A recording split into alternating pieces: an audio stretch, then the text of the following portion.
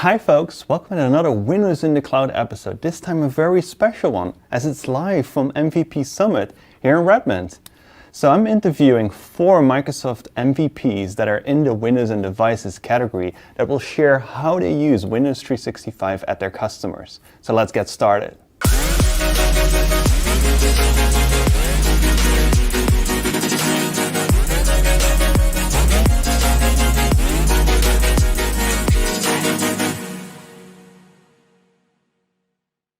And I'm now super excited to be joined by Raymond, a Windows and Devices MVP from the Netherlands. So, hi Raymond. Hi Christian. Hey, thanks for being here. Great to have another Dutch guy here in the studio. Yeah, happy to be back here in Redmond. Can you tell a little bit more about yourself, your role, what you do in your daily life and things like that? Well, I've been an independent IT specialist for the past 25 years, working with Microsoft technologies. I started out with actually Windows. Lots of Windows. Wrote a couple of books on Windows, Windows Vista, Windows 7. Well, that's cool because this is the Windows building here at the Microsoft Redmond campus. So lots of code of Windows, Windows 11, Windows 10 has been built in this building as well. So it probably feels pretty good for you. Back in the mothership. Exactly. So can you tell the audience a little bit what a Windows and Devices MVP all means to you and maybe as well for the group that you're in?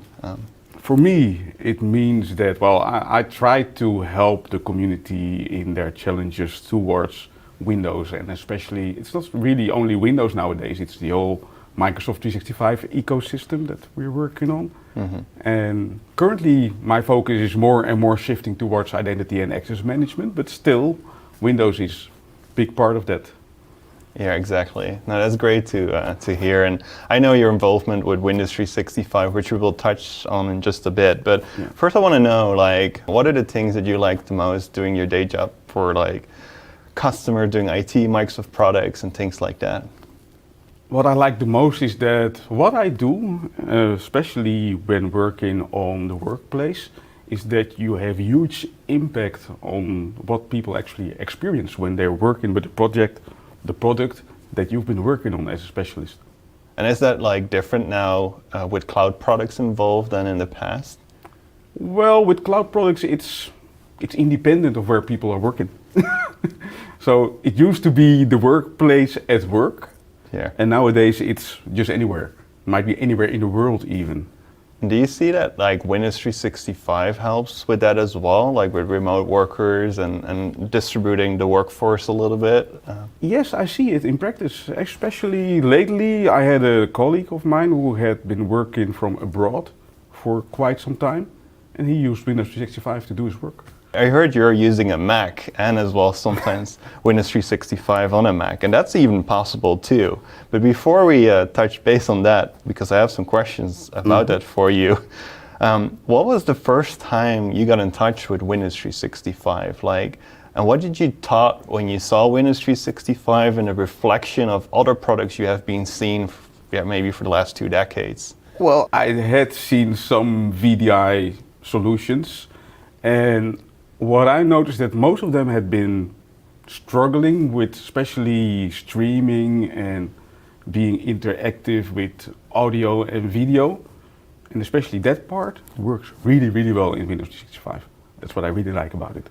When was the first time you got in touch with Windows 365 then? Oh, I think, well, it must be the very beginning of Windows 365, so when I was working at ING, I think. And what are kind of the customers? You called out ING. Are there some more customers you have been implementing it or have been involved in the project of it? Yeah, especially by the time it became the main product for Microsoft, I saw all my clients who were working with VDI solutions starting to look at this Cloud PC initiative because they had all had their struggles, especially when it was on-prem with their local infrastructure growing and they were having a hard time keeping up. And then, I was working first at the bank, then later at the university. They started using the Cloud PCs as well. Currently I'm working with the airport, and the airport is also using the Cloud PC, especially as a replacement for their corporate workstations when contractors come in and they need a workplace from the company, at first you get a Cloud PC. So it's an easy way to kind of create a PC in the cloud and avoid that a business has to ship like a laptop or VPN solution or something like that. Yeah, and still be safe with their information. Yeah, yeah, and that's where probably your identity background kicks in, right? Yeah, exactly. Where like conditional access and other things that you're familiar with for physical PCs also work on a cloud PC. Yeah. Do you agree with this like statement of Windows 365 makes like the old school VDI technology available for kind of everyone because of the simplicity and Intune and things like that? Yeah, especially I think myself, I am kind of an example of that because I am a single person company. Yeah. And I would not have the resources to have my own VDI solution. And I currently have a Windows 365 machine. So when I'm working from somewhere else and I need my own Windows machine from somewhere else, I just access my Windows 365 machine to do my work. Yeah.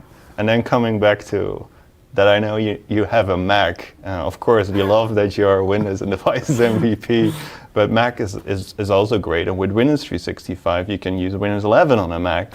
And I also know that you're using Teams on a Mac, right? Can you share a little bit more how Teams works on a Mac and how that experience is these days?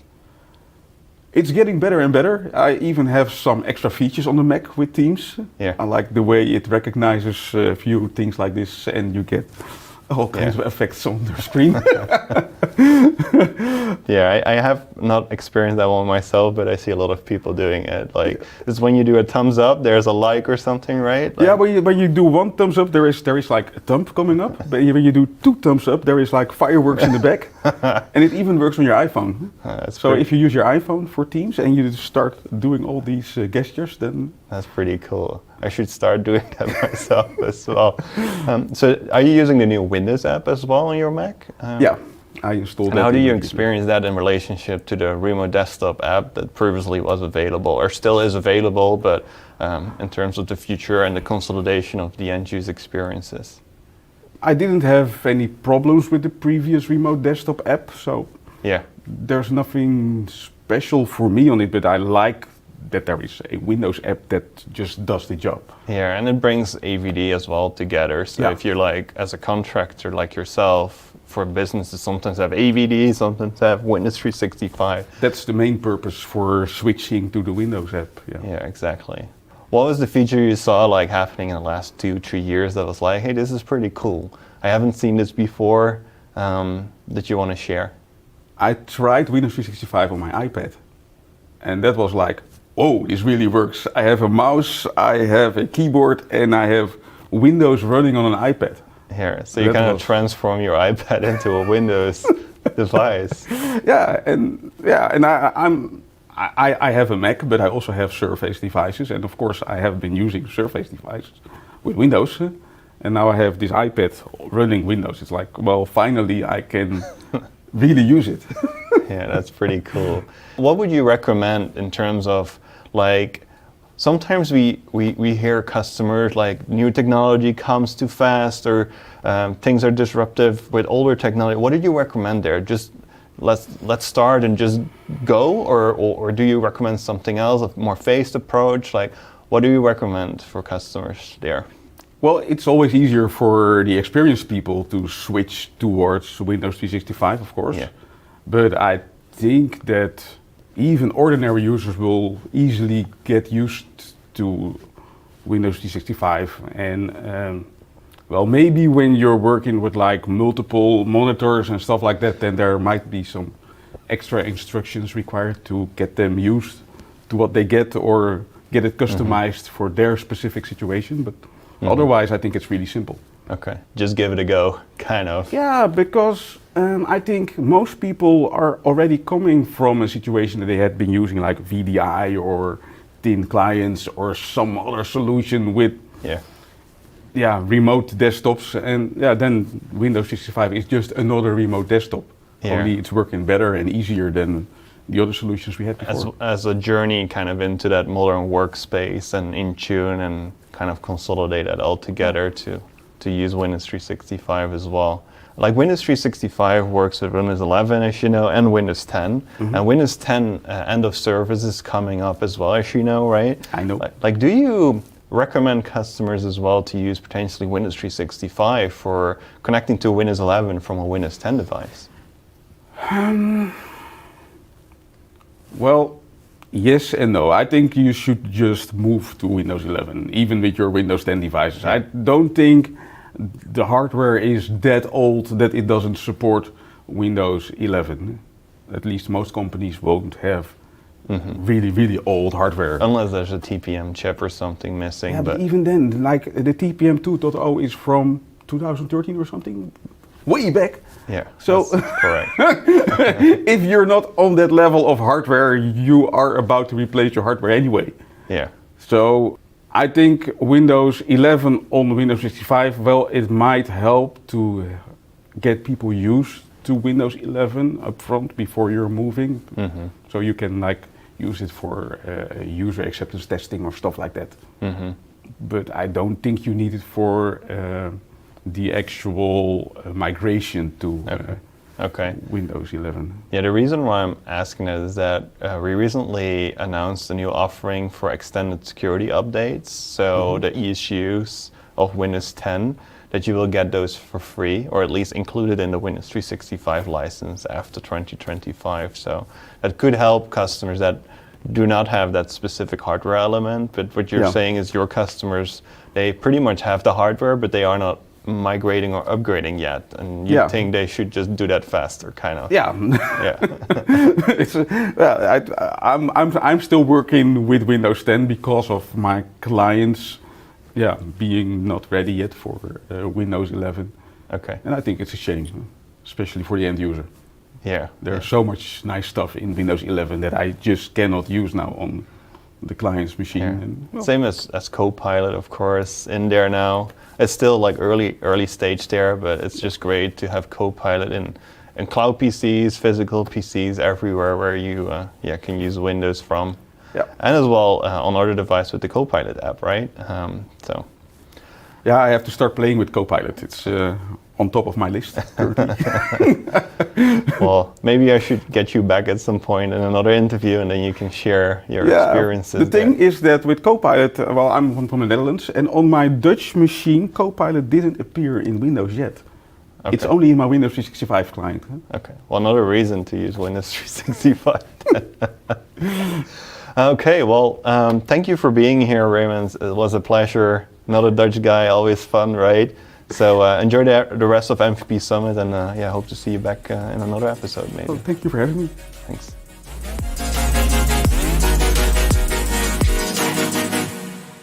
Welcome back, and I'm joined here by Florian, a Microsoft MVP, all the way from Switzerland. So, hi Florian, how are you doing? Hi, good, thanks for having me. So, can you tell a little bit more about yourself? Yeah, as you already said, I'm from Switzerland, Microsoft MVP there. I work for UMB, it's a big IT company. We try to support our customer to the journey to the cloud and maintain their, creating their time so they can focus on what's important for them, so we can do the whole IT stuff. Yeah, I'm super excited that you're here, and you're actively working with customers, implementing Windows 365 and other Windows in the Cloud products. So it's really cool that you're here. And it's a great week too, right? Because it's MVP Definitely. Summit. So you get to learn all the new stuff and all the NDA information that we cannot share with all of you as well. So before we start with like some other questions I prepared, who's your superhero? Like, who's the person you look up to or have some fun kind of reflections with? Yeah, I wouldn't say superhero, but a person I always find funny, and because he goes through life really relaxed and everything, is Michael Scott from The Office. So also like one reason I built my demo tenant with all the Office characters. So he's always fun, he's not too serious, he takes challenges and doesn't think too much around everything. Oh, that's great. That's funny that you say that. So I have been an MVP myself too. So since like 2017, 18 for 2 years. And I know how special it is to be an MVP as well as to get recognized by Microsoft for the great contributions that you're doing for Microsoft, sharing feedback and product feedback that can ultimately become a roadmap item as well. Can you share a little bit more like what the MVP program is? Like what's it all about and how you experience it yourself? Yeah, for me it was the biggest plus for myself was to interact with the product group to have the ability to change or give feedback and also to see a lot of what is going behind the scene. Because sometimes you have a feature and you think, why does this not work like this, or why is it not like we had it 10 years back on premise?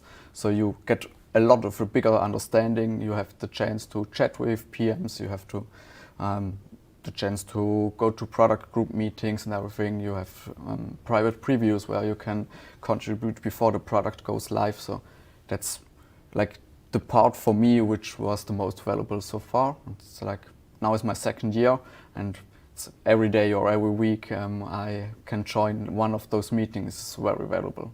Yeah, it's really great to have you in the program, and we are really grateful that all the feedback that you push us, and as well our boundaries for it to help more customers that eventually have the same questions and the asks as well to improve the product. Just to level set a little bit to like Windows 365 and the products that we represent, and Intune of course too as an enabler there. Like, can you share a little bit, what was the first time you got like interactive with Windows 365? Yeah, of course. Yeah, like the first real project interaction was actually just 4 months ago or so. But before I did a lot of AVD stuff, and before that Citrix. That was where I'm coming from. But with Windows 365 we had the chance to be really fast in a deployment, because after a deployment of a new customer, they recognized that they missed some people who previously used, it was I think the product from VMware, VMware Horizon, and then they needed a solution very fast, and they had everything built for their laptops and clients with Intune, and we were able to go within 1 week live with Windows 365. So that was really a game changer, because normally you have to do the architecture in Azure or even on premise with AVD. It's a bit more easy, but with Windows 365 is more or less deploying the licenses and doing all the configuration for ESP and the user assignment. And if you have a running Intune environment, you're really fast ready to go. So that was a huge success, and especially for that short of time. That's great to hear. Yeah. And of course, it lights up my heart because I'm working for the Windows 365 and AVD product group together with that awesome team. We just walked actually through the building at 85, so you got a kind of a small tour through our office as well. Just to zoom a little bit more into that, like what were the use cases that you saw as a good fit, like as part of your interaction with the product? Yeah, in that case, it was like normal office workers. They didn't have a lot of programs or everything. It was more like Office, SAP, and some custom applications. So that worked really well, and was also not expensive, because you could go with the basic license or maybe with one higher. But so that was really an inexpensive solution. Something I'm looking right now into it is with the new release of the GPU-enabled Windows 365 SKUs, is to build CAD stuff, for example for AutoCAD or something like that. Because previously we also built that with AVD, because that was the only solution to go more or less cloud native with those programs. Yeah, that's great. So what I'm hearing here from you, and correct me if I'm wrong, of course, is that the easiness, the flexibility, and as well the Intune integration is something you really like and makes it easy for you for implementing things faster at your customers. Yeah, one part of course is the implementation. The other part is also like the maintenance, because if something went wrong or does go wrong, you only have 2 or 3 points to check. You don't have the whole infrastructure or the Azure subscription or an on-premise hardware you need to maintain. You just can focus on the license, the ESP, the configuration profiles and the applications, and then you're more or less ready to go. And do you see that more from customers being asked for, like Intune is like a unified platform, Yeah. like a portal where you can do mobile, cloud PCs, physical PCs, like everything. Do you see that more being asked by customers, having a one-stop shop, like unified pane of glass portal for all these Yeah, services? of course. Who doesn't like to have just one portal to maintain all their stuff? It's definitely a big driver to have Intune. Of course, a lot of customers start using it for either like Android, iOS phones or maybe Windows devices. And once they see the possibility in there, they're really fast moving with other solutions there. So that's really the way I saw Windows 365 coming into the mind of our customers. Because for a lot of them, Windows 365 is more like, yeah, it's there, but I'm not sure. I'm used to build it all by my own. I need the full control. But once they see the plus side of having everything in one portal, and also the cost prediction is very good because you have a license, you don't have the Azure subscription, who can be more or less depending on the usage. So yeah, I see it a lot more. It's kind of what you're describing is some customers are hesitant because they want to still do it themselves. So therefore they are probably moving to Azure Virtual Desktop or looking at that. But once they are looking at Windows 365, they are convinced and go bigger with that solution, or convinced that it's a great solution, simpler and easy. Yeah, or even it can be a good temporary solution if you now have like 20 or 40 Citrix workplaces and you want to move your on-premise infrastructure, or you want to go as much cloud native as you can, then you can move those workloads to Windows 365 without a big project. Okay.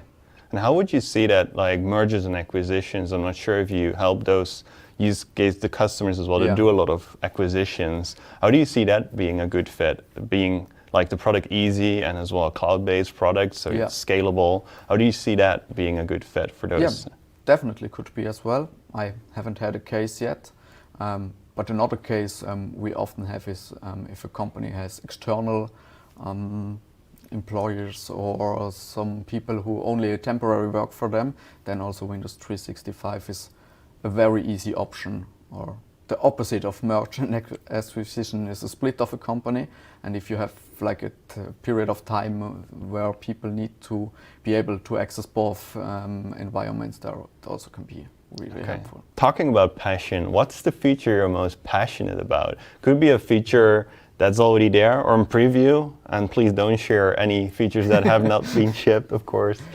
Yeah.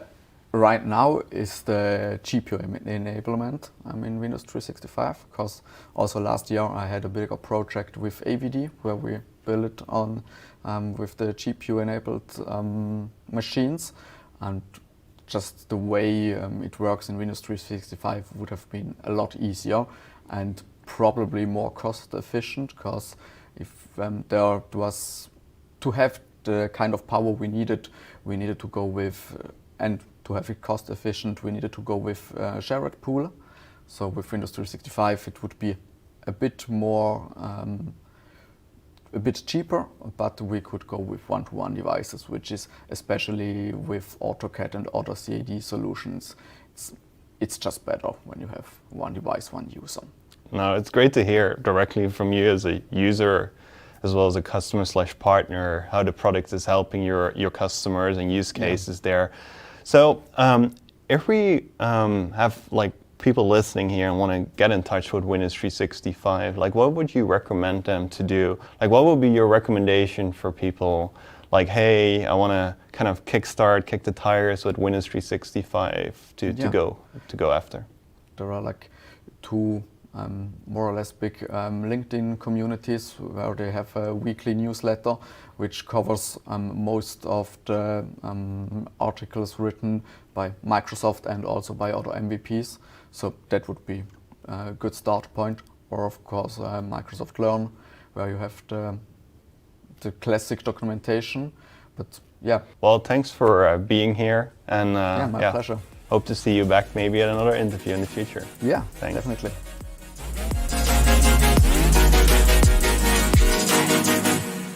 Welcome back, and now I'm here with T-Bone, a Microsoft MVP out of Sweden. So, hi T-Bone. Hi, Christian. Hey, great to have you here. I like T-bones myself too, but that's like a meat kind of preference that I have myself. So, great name there. Hey, can you tell the audience a little bit more about yourself? Yes, I'm an MVP from Sweden. I work with large companies and small companies, but mostly large ones.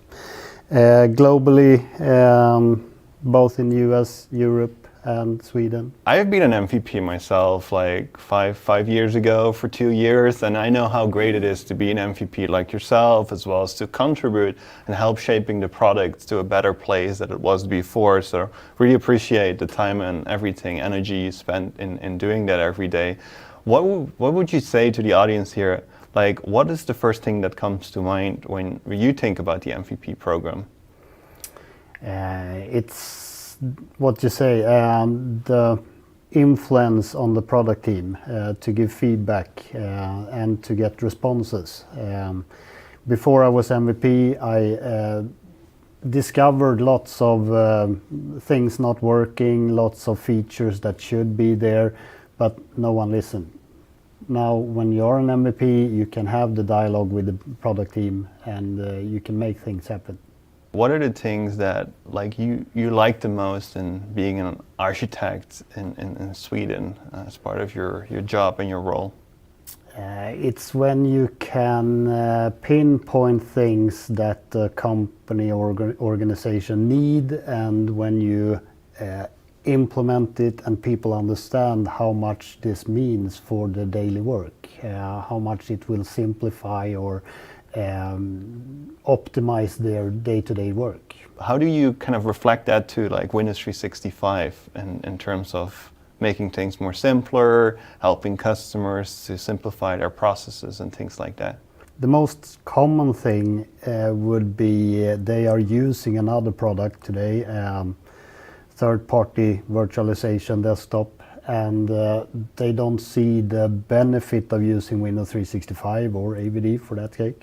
But when you introduce how easy it is and how simplified it is and how intuitive it is, then they understand, okay, why are we using that other product? So it's kind of the first impression makes a huge difference, but before that first impression happens, sometimes there's a little bit of confusion on the benefits and such, but once the product has been tried, they go kind of all in or see the benefit and want to go scale higher to higher amounts and such. Yes, I would say so. Well, that's great to hear that as well directly from you. When was the first time you got in touch with Windows 365? Like, can you remember that moment? Yeah, when it was announced that summer. I was pretty early with Azure Virtual Desktop or Windows Virtual Desktop at that time. And Windows 365 was announced, and I said, that's never going to happen. That's a weird product. Who would want it? I'm not there anymore. Yeah, look where we are right now. Yeah.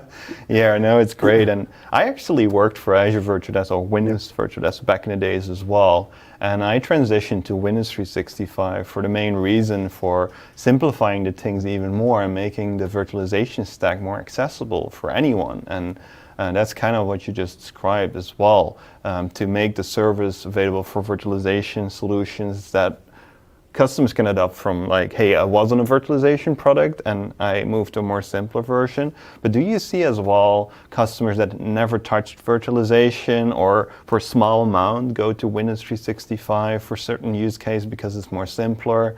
Or let's say Intune knowledge and the modern workspace team now all of a sudden use like Windows 365 where they were resistant to like virtualization products in the past. Do you see that? Yes, we are starting to see a shift in Sweden at least with consultants. Previously everyone got an additional PC, so I had 3, 4, 5 PCs for different customers. Nowadays you get the Windows 365 Cloud PC on the customers instead. So that's a huge change. So this is the use case of like contractors, Yep. like temporary workers that Is that mainly just contractors or as well like acquisitions that happened or a combination maybe? Most contractors. Okay. Yeah. And what was the previous solution those companies did or shared Physical or laptops. like ship it per post or something like that? Yep. Okay. And with a VPN solution? Yep, with VPN. And how did the security improve with Windows 365 there? Huge. First, you needed hardware that needed to be shipped with VPN installed and configured, and you needed username, password distributed, and all that awful stuff. Now with Windows 365, you need to have a temporary access pass, change your password, or register a passwordless solution, and then you're up and running. So the onboarding scenario is much safer and much quicker. And it consolidates probably with other parts of the stack in Entra ID that you use for like physical PCs as well, for Cloud PCs, right? Yep. Is there a specific example you came across with a customer or with an implementation that you might want to share? Like the main audience that watched this is probably IT pro as well, like yourself. So is there something like a best practice or something you came across lately that you're like, hey, this is something you need to know? Or maybe a blog that you wrote like lately about something like this? I have a customer that I'm working on right now to implement Windows 365 for contractors on a site in Norway. It's a pretty remote site where contractors need to go and remote certain machines in the factory. Nowadays they connect with VPN from their personal computers or their own computers, and that's not a safe solution. So we are introducing Windows 365 with the direct connection to the fabric and the machines, so they can do a secure login with passwordless and connect remotely and start working. Pretty easy compared to before. Well, that's great to hear that. And is there something specific, like a new feature that just came out that you like, or maybe want to share as well, that you see a good fit for your customers? The latest feature that I like is the Windows app, where you combine AVD and Windows 365. So you can have them in the same app. Not that much of a feature, but it's very useful. It's like an UI improvement that coming back to what you like and improving the end user experience and the simplicity, this really makes a big difference for your customers. If I'm a customer or a user and I want to get started with Windows 365, what would you recommend to those people? Get started. Sign up for a trial, try it out, and the most common starting project that I work with is temporary employees or contractors. So that's probably where you should start. Start with the IT consultants you have. They are pretty easy to get onboarded and up and running, and they like it. So. That's great. So you're saying, hey, maybe start with a smaller use case to get familiar with the product and then take it from there. Yep. Well, I think that's a great way to close this interview. Thank you, T-Bone, for being here, and I hope to see you again somewhere in another interview soon. Yep, thank you.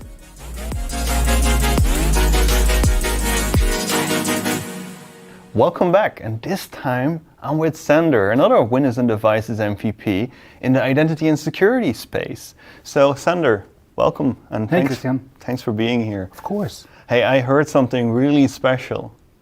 It's your birthday today. It is my birthday today. So congratulations. Yeah. Thanks, buddy. Hey. And this is the best way probably to celebrate as well, to have an interview together with me, right? Absolutely, an honor. Yeah. Hey, can you tell a little bit more about yourself? I'm now a one-man shop, and I used to be part of a bigger company, and now I'm just doing the stuff that I like to do. Mm-hmm. So just this morning, I had a discussion with my CEO in the mirror while I was shaving regarding my days off for next month. So before we jump into that specific topic, what do you like the most as part of your things you do on a day, and what pushes your boundaries every day? One of the things that I got to know about myself is that I really need all the aspects of the feedback cycle to make my life worthwhile. So I want to be at the forefront of technology changes like Windows 365, talk to program managers like you, then go home and write about it, and then in one way or another inspire a customer to have that project together with me to implement that. And then again on a stage, for instance, share my experiences, and that way inspire more customers to do that. And of course I'm taking the same feedback with me to the summit here at Microsoft. Yeah, so what you like is really to be part of that voice of the customer as well as voice of the product, and kind of circulate as well what you learn as a self-employed person working with as well as sharing that expertise over blogs and presentations at events, community events. Absolutely, yeah. And I'm afraid that if I wouldn't do that, I would still be doing Windows 10 projects. Windows 10 projects. So no. We would rather I like to be more on the cutting edge of things. I remember last year, I think we were in a podcast where I joined you guys on the podcast as well. I think so, yeah, with my buddy Raymond. And we do a weekly podcast in Dutch because we saw that there's not a lot of people podcasting in our own language. And it basically started during COVID, where we would normally just hang out for half an hour a day, and now we would just have mediocre phone calls, actually. And I was like, so when we're already doing phone calls, why not just record it and have that weekly podcast that we can just share with people? And of course, Raymond at the beginning said, well, I'm not sure if we would have content every week, but surely we did. Yep. Yeah, I really love that series because it's very informal as well and goes into the nitty-gritties of new identity releases or security releases, right? Absolutely, and Windows Insider builds. That's cool, that's cool. So if you're Dutch, you definitely should go to, what's the website? itbros.nl. Okay, great. So jumping a little bit ahead here, I know you're very focused on identity security from the stack, right? Yes, I am. Can you share maybe what part of Windows 365 identity do you think is the sweet spot there? What's the uniqueness of bringing all these pieces together? All right, so one of the challenges with identity these days, and in Windows 365, I think it's now labeled Classic AD in the interface, which I find fun. But one of the challenges with Classic AD is that nowadays we see adversaries pop domain controllers like it's nothing. And in most of those cases, of course, it's on the route or on the path towards ransomware. And what I've been doing for the last months is I'm working with a large insurer to make sure that they can restore Active Directory, so restore their domain controllers into a separate environment, and then do the forensic investigations on those domain controllers to see if they can give a green light on those domain controllers so that we can then restore them back into production instead of them being the source of ransomware, which is also sometimes the case with group policies that get abused to deploy the ransomware pretty fast. And we're seeing ransomware deployments throughout entire organizations within 45 minutes. So even cutting cables at that speed is not something that would slow it down drastically. But it's interesting because now what I've been doing is I've been having this other Azure subscription, of course, this other Entra tenant, of course, and I still need to provide my forensic researchers with secure access to the place where I restore my domain controllers. So I need secure remote access which allows me to run all those 90 to about 120 tools for that forensic research, all Windows tools. So yeah, when I was thinking what should I use for that, Windows 365 was top of mind. I felt something coming up there. So now that's great to hear, and you probably like as well then the consolidation of like in the Entra ID management kind of console, you can do everything for cloud Absolutely. PCs, physical PCs. Yeah, absolutely, because with Windows 365, we can now have some thorough conditional access policies that enable us to specifically allow, and with multi-factor authentication, for instance, access to the Windows 365 host, and thus the restore domain controllers behind that. So you kind of bridge old and new kind of together with a new solution. I think that's a great combination. Yeah. Do you see that with more customer use cases being valuable? Like you said, an insurance company is now kind of your main focus, but do you see that across the board? Like imagine like other countries, would they probably have a similar kind of migration flow and would benefit from this scenario? I think so, yeah. I think that a lot of customers, I think a lot of organizations these days are worried about ransomware. It is top of mind for a lot of people. And I think this could be a solution that could work for many organizations. But unfortunately, the most common use case, what I see right now, also modern and legacy technology combined, is of course that we now see people joining Windows devices, then they have all those legacy apps on-prem that are Kerberos integrated, if they're lucky, and then providing that access through Cloud Hybrid Trust or the Entra ID proxy, for instance. But it's just a means where I think Windows 365 isn't showing its true superpowers, if you know what I mean. It's solving a legacy use case because we've been behind on getting into software as a service solutions, for instance. And I think that's tricky because now you're solving something that nobody wants. And I think with the use case where we would have Windows 365 as the front door to our ransomware recovery environment, that's something that is a more positive use case, or at least in my book. Mm-hmm. No, that's great. And you know as well that Windows 365 supports snapshots, so like 7 days in time you can go back. So if something happens, you never know, you can always restore as well. As part of the exactly. service. Yeah. So the first use case that we had was to provide that ransomware recovery. But of course, when we were talking with our forensic researchers and the third parties that we work with for forensic research as well, they all said, well, we need tools and then we need to do that and it's a lot of work. And I was like, okay, so currently we only have these positions for ransomware recovery, but we can restore anything we would want from production in there and then use whatever forensic research use case you have towards that. So now we are inviting other researchers in whenever we have a ransomware incident, and they can just work with everything that they've restored in that environment, and when they're done, just restore the machine to a previous snapshot. Yeah, no, that's great, and I'm pretty sure that you like the forensic analysis feature as well that we have, right? Well, it's kind of tricky because when I first started at this customer, they didn't have any specific process in place for vulnerability management or threat management or even forensic investigation.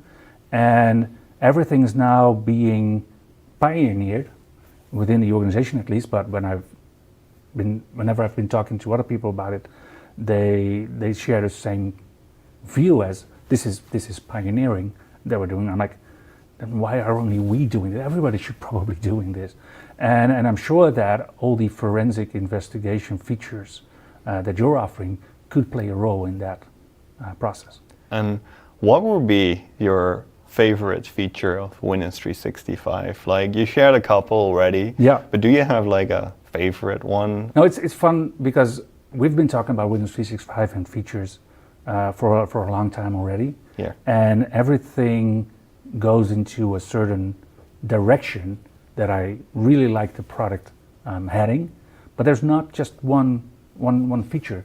So if we're talking about boot or switch, that is nothing. That's not something that I can use in my use case for ransomware recovery, for instance, because the box is always online. Yeah. The person accessing the box already has a box with Windows in the production environment.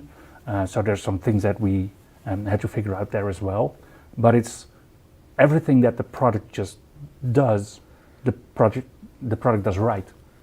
And that's something that gives me, but also my customers, great confidence in using the product and continually evolve the use cases where we use Windows 365. So if we zoom into that a little bit, and one of the principles I live by is say what you do and do what you say, is one very important aspect. And what you just described, right, with the product is doing that exactly the same way, and that builds that confidence with those customers as well. So that's, it's just great to hear that directly from you.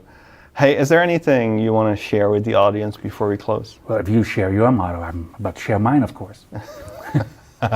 So there's so many changes in IT, especially for identity admins. If you come from Active Directory with, some new features, if you're lucky, every 3 years, to Entra ID and Windows 365 and all the Azure and Microsoft 365 side of things, you'll probably see about 3 new features every day. So it's a very different game. And when I first started playing that game with one foot in Active Directory and one foot in Entra ID, it felt kind of weird. And there were times that I just thought, you know what, maybe I should just give up and just stay with Active Directory or no longer do anything with Active Directory anymore, just the cloud stuff. And then I read a proverb, which is originally in Chinese, which says, "May you live in interesting times." And I'm still on the fence whether that's a curse or a blessing, but most of the times I can really see it as a blessing, especially with Windows 365. Thanks for sharing that, and never a dull moment in IT life. Hey, thanks for being a guest here. Thank you. And thank you for watching this very special Windows in the Cloud episode live at the MVP Summit event here in Redmond. So if you want to stay up to date about all the latest Windows in the Cloud news and episodes, go to ak.ms/Windows in the Cloud. And thanks for watching.